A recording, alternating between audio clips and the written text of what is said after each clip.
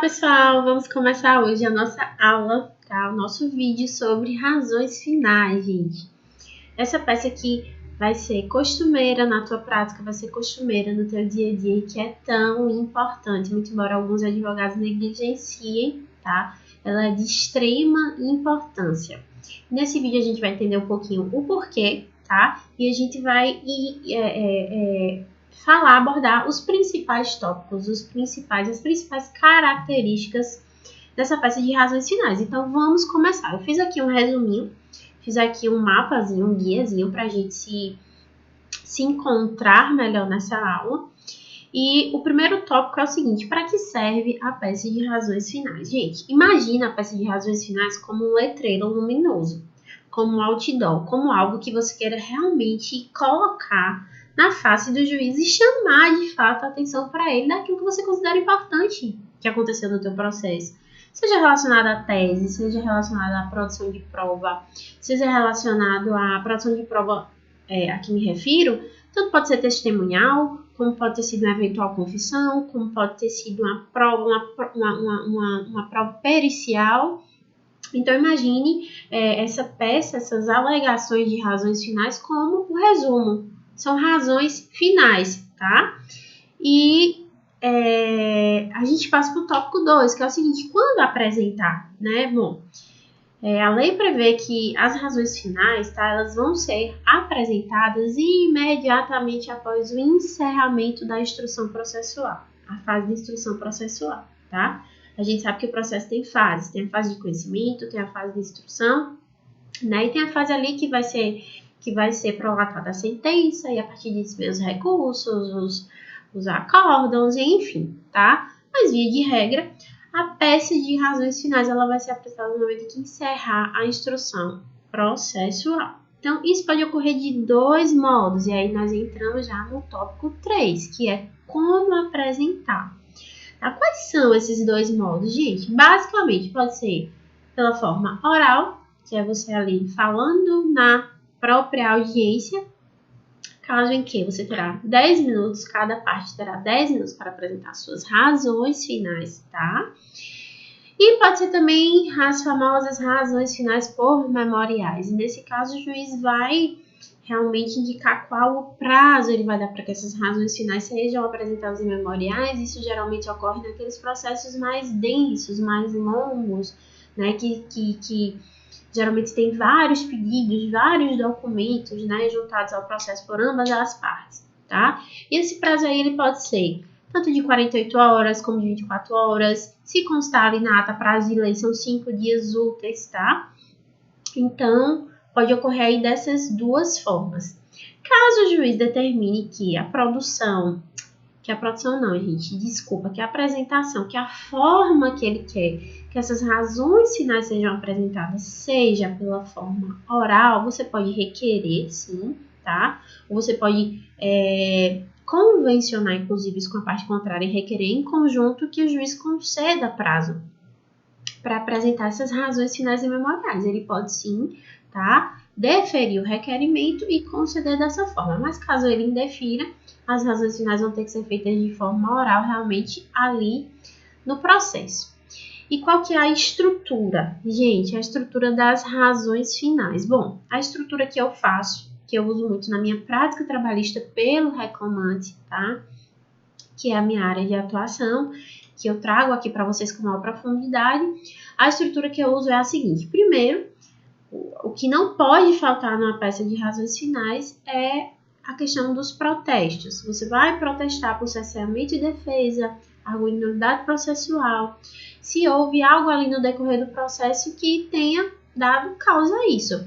O juiz pode ter indeferido, tá, a oitiva das testemunhas, tá? O juiz pode ter indeferido o depoimento do preposto, tá? O juiz pode ter indeferido a eventual pergunta que você fez, o juiz pode ter indeferido a produção de uma prova pericial que você considerava importante.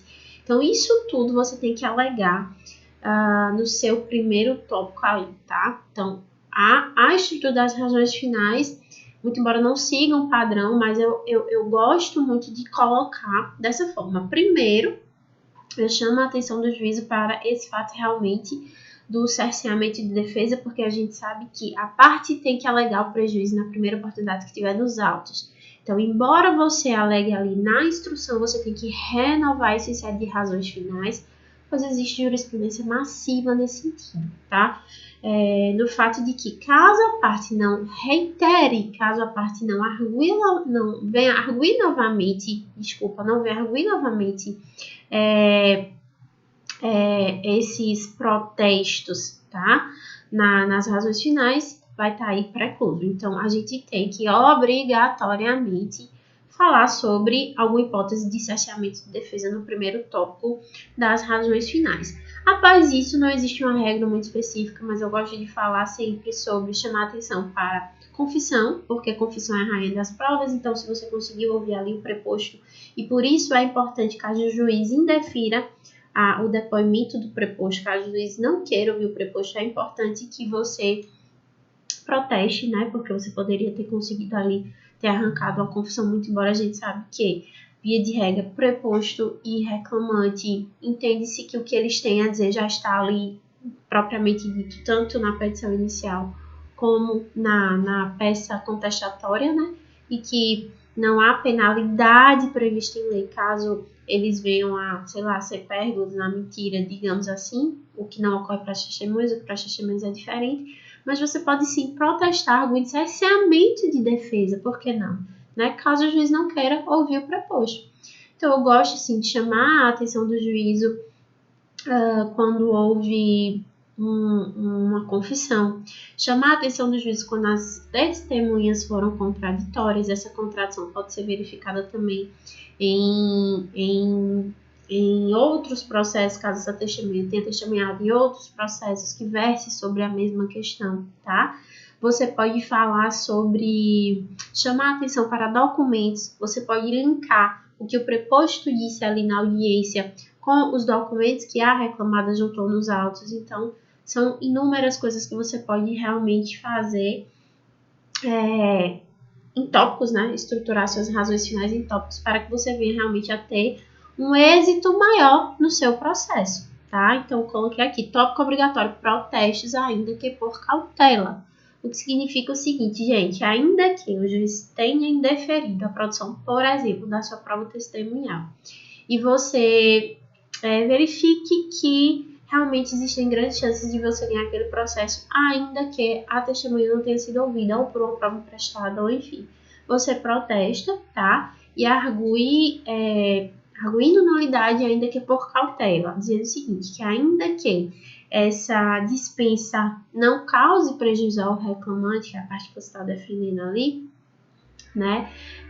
Você protesta, mas que nesse caso, né, não havendo esse prejuízo, a arguição de nulidade se esvazia juridicamente, porque a gente sabe que a nulidade ela só vai ser levada em consideração se causar realmente prejuízo para a parte, não causando em a sentença sendo procedente. Então, essa arguição se esvazia juridicamente, tá? Temos ainda também essa tal dessas razões finais remissivas, que nada mais é do que você reiterar, né? Reiterar o que está na petição inicial para o reclamante e na manifestação da defesa, e para a reclamada reiterar o que está ali na peça contestatória ou em algum eventual alegação que já estejam aí nas atas. Então, razões finais remissivas é isso, é mais uma praxe, porque perde o sentido de você chamar a atenção do juízo para fatos importantes, já que você está dizendo, olha, o que eu tenho a dizer já está na minha petição inicial, já está na minha manifestação de defesa, já está na minha peça contestatória, o que eu tenho a dizer já foi dito em alguma eventual ata. Então, você meio que só cumpre tabela com essas razões finais remissivas, tá? Então, é muito importante realmente a gente pegar, como eu disse a vocês, esse outdoor, estampar realmente na frente, na face do juiz, e olha, no processo aconteceu isso, isso e isso, e por isso, né, eu devo ter êxito na minha demanda. Então, eu separei aqui para vocês alguns casos práticos, tá, que eu vou passar a mostrar a vocês, e tecer alguns comentários de algumas razões finais que eu fiz nesse período do meio do ano de 2020 para cá, E deixa eu aqui mostrar para vocês. Então, gente, eu separei para vocês aqui alguns exemplos práticos, alguns casos práticos, tá? De situações que eu tive a oportunidade de fazer razões finais desse meiozinho de 2020, do ano 2020 para cá. Então, vamos começar. Olha, vamos lá. Esse primeiro aqui é sobre contradição de testemunha. Eu escondi aqui, gente, o número do processo como as partes, por uma questão mesmo de ética profissional, tá? E outra coisa, outro detalhe que eu gosto muito de fazer, tá? Independente de qualquer coisa, é reiterar, tá? Os argumentos que já foram lançados na petição inicial, que eu chamo aqui, como vocês podem ver, de peça vestibular, como na manifestação de defesa, como se estivessem transcritas. É como se fosse razões finais remissivas em partes, tá? Porque realmente, se razões finais tem que ser algo resumido, não faz sentido você simplesmente copiar e colar a sua manifestação de defesa, você simplesmente copiar e colar a sua petição inicial. Então mas ainda assim você querendo garantir, né, que sejam levados em consideração pelo juízo o que foi, né, dito ali, você pode sim colocar essa situação aqui, reiterar os argumentos, tá? Nesse caso aqui, gente, eu tô falando de contradição de testemunho. Então, tô chamando a atenção do juiz aqui para um fato muito importante, que é o seguinte. Nessa ação específica, a reclamada apresentou apenas uma testemunha. E podemos identificar, tá, no momento do depoimento dessa testemunha, que ela foi contraditória. Então, aqui, ó, chamamos a atenção para o fato de que na audiência de instrução a testemunha informou tal. Então, aqui eu tô desenhando para o juiz, mostrando para ele a situação de que a testemunha, tá, ela disse isso na audiência. E aqui eu já chamo a atenção para o que ela disse em outro processo. Vejam só. Ocorre que na audiência do processo de número e tal, quando questionado sobre os atrasos, que é a situação que está sendo discutida aqui nesse processo, a testemunha informou outra situação.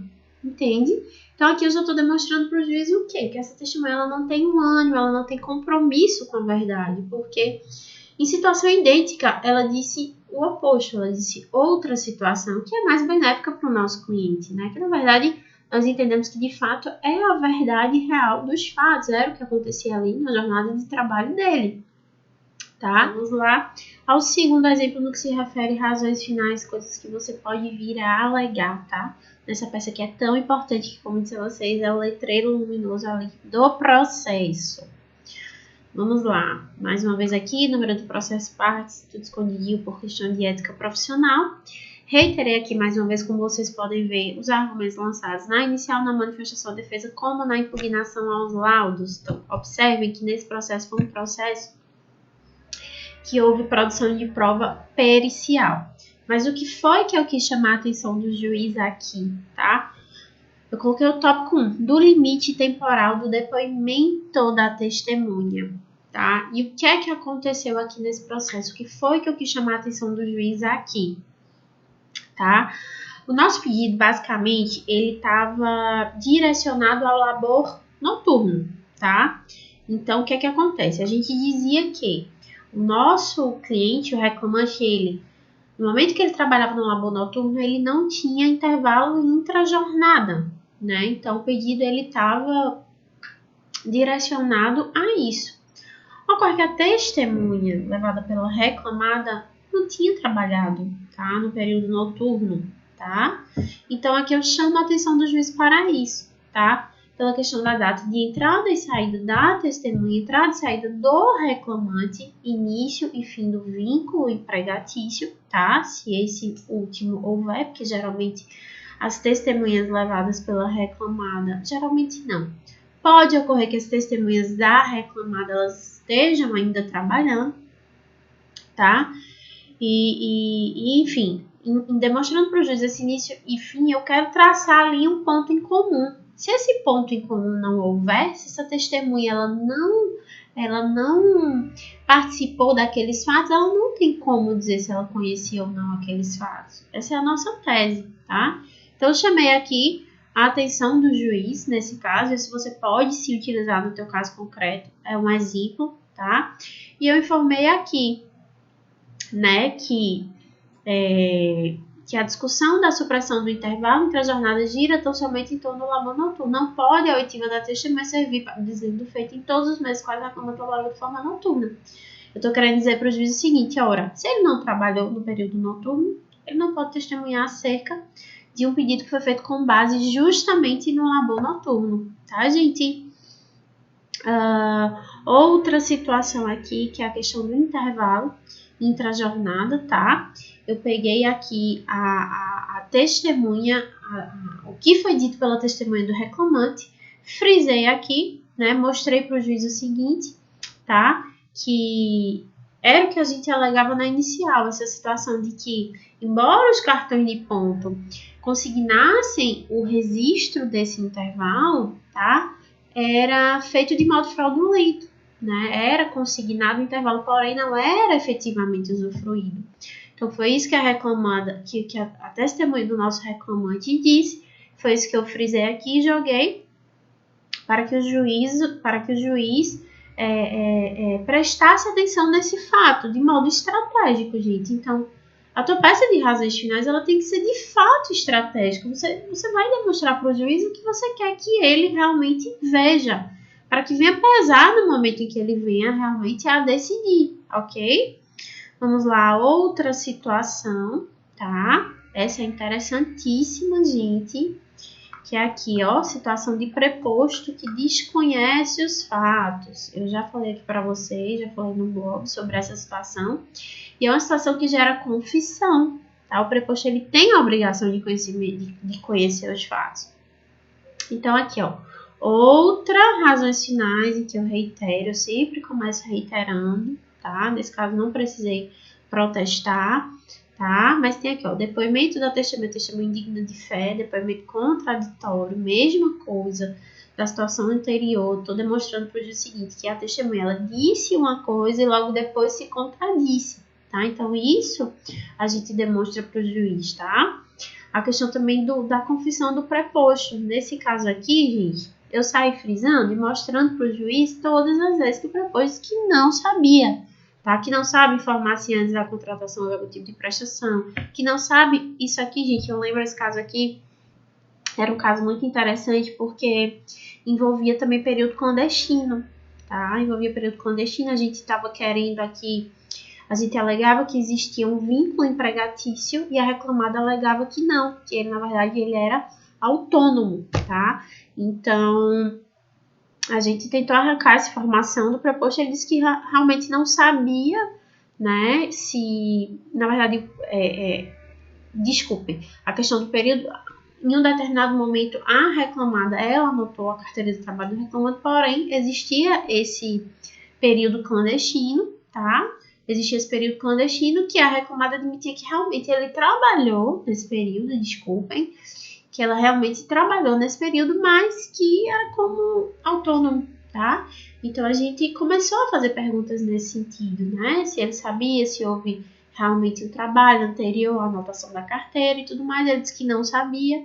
Então, tudo que ele vai dizendo aqui, ó, que não sabia, a gente usa a nosso favor, porque a gente diz o seguinte, que é como se equivalesse a confissão, porque o preposto, ele tem a obrigação de conhecer dos fatos, ele é a própria reclamada ali, personificada diante do juiz. Então, assim como o autor ele tem a obrigação de conhecer dos fatos alegados na inicial mesmo, porque foi esse autor, foi esse reclamante que procurou um advogado e alegou aqueles fatos, assim também o preposto ele tem que saber, tem que conhecer os fatos alegados ali na peça contestatória, tá? Então, ele tem que conhecer sim dos fatos e por não conhecer, por dizer que não sabia, por exemplo, aqui, ó, que não sabe informar o valor médio das comissões pagas ao reclamante, porque ali na inicial a gente pedia a diferença, tá? E pedia também a diferença de alguns valores e pedia também a integração. Então, é a obrigação de saber pelo menos o valor médio, né? Já que existia realmente esse pagamento dessas comissões. Então, aqui a gente vem, né, com a jurisprudência. Outra coisa que é muito importante, na sua peça de razões finais, você pode sim, você deve colacionar jurisprudências que venham a corroborar a sua tese. Nada mais lógico do que você chegar para o juiz e dizer, olha, tribunal tal, tribunal tal, tribunal tal. Inclusive, o tribunal aqui, esse juízo, ele é vinculado decidiu, nesse caso, dessa forma. Nesse caso aqui parecido, nesse caso até mesmo idêntico, decidiu dessa forma. Colaciona a jurisprudência, tá? Daquilo que você quer, também do TST, tá certo? Então, são coisas que você pode sim alegar nas razões finais. E por fim, gente, quero tratar com vocês sobre essa situação aqui final, que é uma peça de razões finais super simples. O que aconteceu aqui nesse processo? Revelia, tá? E aqui, como eu disse a vocês, ainda que tenha havido a revelia, que tenha ocorrido a revelia, que a gente sabe que gera o que é a confissão, né? Via de regra gera confissão, tá? De tudo que foi dito ali pela parte. Então, revelia, no caso do reclamante, ela pode ser bem benéfica, bem frutífera, tá? Ainda assim, por cautela, eu arguo nulidade processual. Por quê, gente? Processamento de defesa. Porque eu sei que naquela ação, tá? Tinham pedidos que estavam relacionados com a jornada de trabalho. Então, em conhecendo o ônus da prova, sabendo que a obrigação de muitos daqueles pedidos, via de regra, a obrigação inicial de fazer prova era do reclamante, ainda assim eu arguí nulidade de processamento de defesa, porque a revelia não impede do juiz instruir o feito, tá? Então, ele aplicou a revelia, dispensou a instrução, tá? E abriu prazo para razões finais. Mas ainda assim, né, por cautela, como eu disse a vocês, aqui, ó, em razão do indeferimento dispensa da produção da prova oral pelo autor, eu arguí a lei nulidade processual por cerceamento de defesa, haja vista de advir prejuízos a este. Mas, entretanto, foi que eu frisei aqui o que eu disse a vocês anteriormente, não advindo prejuízo para o reclamante em razão da dispensa, a arguição esvazia-se juridicamente. Tá? Então, é aquela famosa arguição de nulidade por cautela. É sempre interessante, porque a gente não sabe. Vai que a gente tem uma surpresa aí com a sentença, então, arguindo o cerceamento de defesa, eu sei que eu vou ter digamos assim, gente, uma segurança. As palavras às vezes fogem, né? Normal. Uma segurança maior no momento de recorrer, caso eu venha ter uma surpresa negativa aí com essa sentença, tá? E sobre a questão da revelia aqui, ó, que no comparecimento da reclamada implica revelia e confissão quanto aos fatos aduzidos. Aí eu reitero que já estava na inicial, tá? Pugnando mais uma vez pela procedência total da ação em todos os seus termos. É uma peça de razões finais super simples, mas que eu não deixei de colocar uma questão imprescindível, que é a questão dos protestos, da arguição de nulidade, da arguição de cerceamento de defesa, ainda que até o presente momento tudo esteja super favorável ao meu cliente, ao reclamante, já que houve a revelia, tá certo?